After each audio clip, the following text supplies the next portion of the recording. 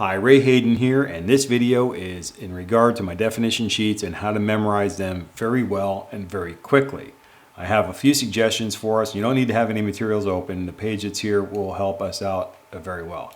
This is from my 16-page document. This is page 2 of 16, torts definitions, page 1 of 5. The first issue here is negligence, and that is followed up by the definition. Now, I have 4 suggestions in how to memorize these materials very, very quickly. And the first one is something you should already have been doing, is just reading the material to get an understanding of it, to get an idea of how it's laid out. And I really want you to be able to see and recognize that this is actually a template for how you can answer the essays. The next thing I have as a suggestion for what you do is to handwrite these materials out. Take pen to paper and handwrite these materials over and over again. What we're really trying to do is, in reading them to ourselves, we have one level of understanding and learning and catching on to what we're learning here. By handwriting these definitions out, we're taking it in multiple levels by handwriting them out. We're thinking about it, we're considering it. It takes longer to handwrite them than it does to read them, so we're spending more time on every bit of information, thereby internalizing it to a greater level. The next suggestion I have is to read the materials out loud.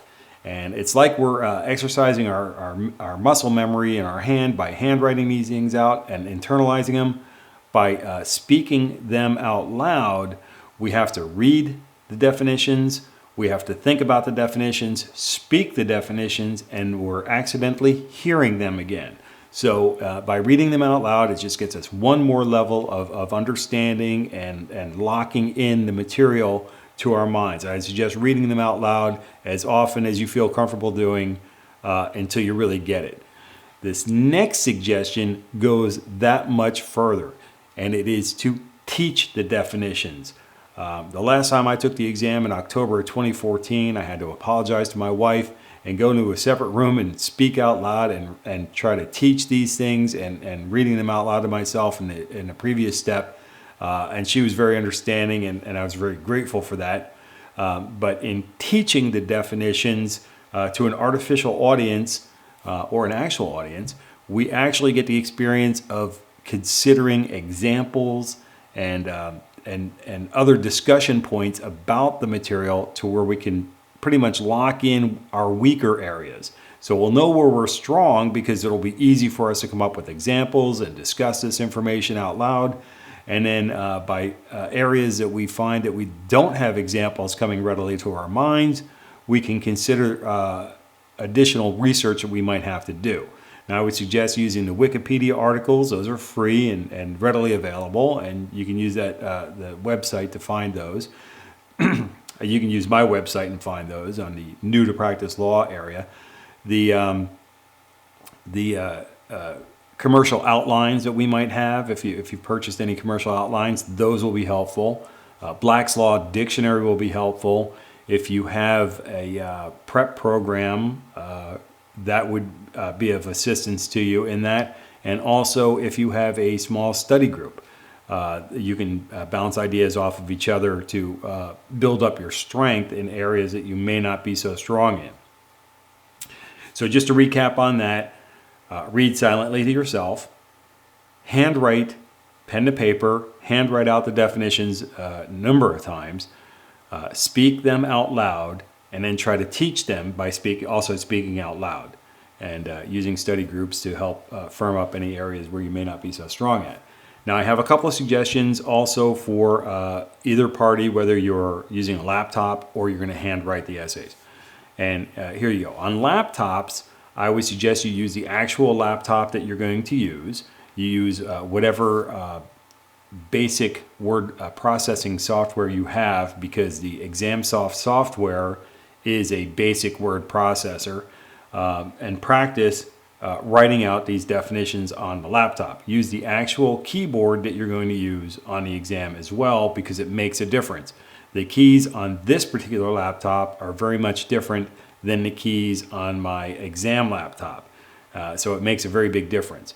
My external keyboard that I used on more than one occasion is even more different shall we say, than either the keyboard laptop on this computer or on my exam computer. So it's very, very important that we practice with the actual equipment that we're going to be using. Also, for laptop users, the touchpad on the laptop, I would disable that from working. There's a key combination, depends on whichever laptop you have. It could be function F8 or something, I'm not sure exactly which. It depends on the laptop you're using. Figure out what it is. Disable the laptop touchpad and use an external pointing device. Now, for handwriters, I suggest that the last number of times that you practice handwriting the definitions, which should be close to the exam date as possible, but enough to allow you the opportunity to do it several times, practice on lined paper. For initial practice, you can practice on lined paper, blank paper, whatever you get your hands on, that's fine. You can use a whiteboard if you have even a mirror. I've used a mirror to handwrite my things on. I have several glass windows at my doors in my home, and I've used those a great number of times as well. And I have, like I say, small whiteboards. I have those as well. I've used everything. I've written these definitions out and my one sheets and my exam one sheets. I've written them out many, many, many times with everything I possibly could to make sure I understood them completely.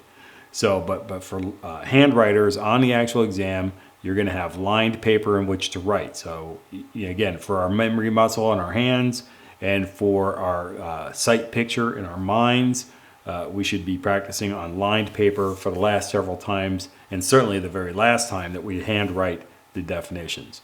So with that, I hope these suggestions will help you memorize and internalize and truly own these definitions when you're getting ready to take the first year law student's examination. I wish you much success on this exam. So with that, wait for the next video, stay tuned, and we'll talk to you soon. Take care and be well.